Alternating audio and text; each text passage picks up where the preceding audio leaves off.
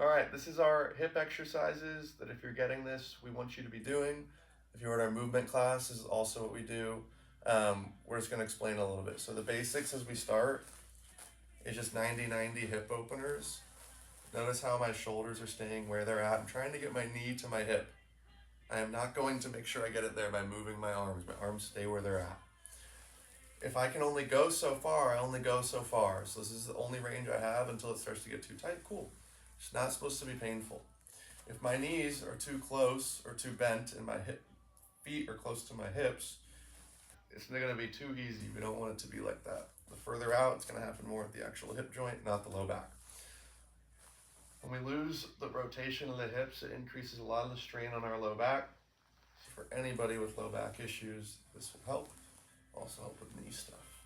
So we'll go back and forth for about 2 minutes. Nothing crazy. Then you're going to end up in a side. And I'm just going to explain it to this side because it's the same the other way. It might feel harder on one way versus the other. You're just recognizing that. It's not like you have to do it harder on that side. Just notice the imbalances. It'll start to change. The first one is towards the knee, where I have this foot next to this knee. This leg is at 90 degrees. This one is not at 90 degrees. I'm facing the left leg. I'm going to go forward to create a stretch in this glute on the back side. It is not a roll into it. You're going to do all low back. You're going to feel no glute. So I'm trying to get my chest over my knee. It's a hinge movement. I'm going to feel a stretch in the low back, or in my glute, not the low back. Once I find some stretch there, I'm going to press this knee into the ground, almost like I'm trying to press myself up. And I'm just going to do an isometric contraction. I'm pressing straight in the ground. You can put your hand under to make sure you're doing it without anything moving. It's a stretch. It's a contract and relax thing. We'll do it for 5 seconds. You'll relax. Chest goes a little further. It's still over. It's not down. I'm going to hold it again for 5 seconds, pressing in. Effort, it's not a 10 out of 10 effort, probably like a 4 or 5. Hold that, 5 seconds each time, relax. A little further. Press again, 5 seconds, relax. Last one's a little further, press again, 5 seconds, and relax. We're lengthening the glute muscle, but also engaging it, which is how we get a muscle that wants to be short and tight to lengthen, but actually maintain its space and not feel vulnerable and know that it can do it.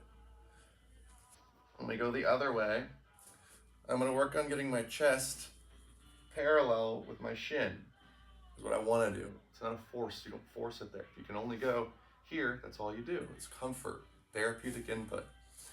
As I come back, I'm going to feel this hip on the right in the joint, feel pressure. If you don't feel it, you're probably like this. 90 degrees at that knee. I rotate until I feel it, and I'm just going to back off and do 5 motions where I'm just getting up until that edge of discomfort, nothing beyond that.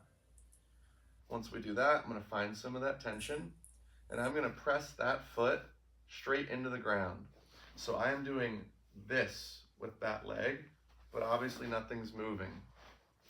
So I'm going to find tension, press, 5 seconds. 4, 3, 2, 1. I'll relax. If I can, it's not too uncomfortable, I go a little further. I press again, 5 seconds. When we engage the muscles in this position, it should support the joints to where you feel less tension, less compression. 5 seconds. I'll rotate a little bit more. Relax there. Press the foot again. 5 seconds. Last one, relax. If I have more range, I'll go into it. Press again. 5, 4, 3, 2, and good. The last one is I'm going to go back towards this knee, not to create a stretch. I'm just putting pressure on this arm. And I'm going to lean away from this leg. I'm not going to be here. I want to create space here, and I'm going to lift this foot off the ground.